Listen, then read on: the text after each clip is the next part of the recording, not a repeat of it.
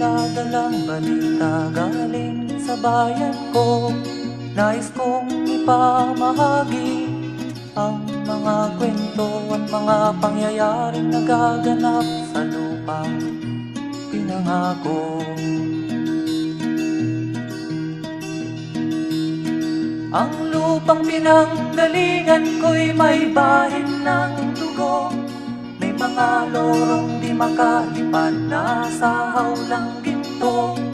May mga punong walang dahon, mga pusong di makakibo sa mga pangyayaring nagaganap sa lupang pinangako.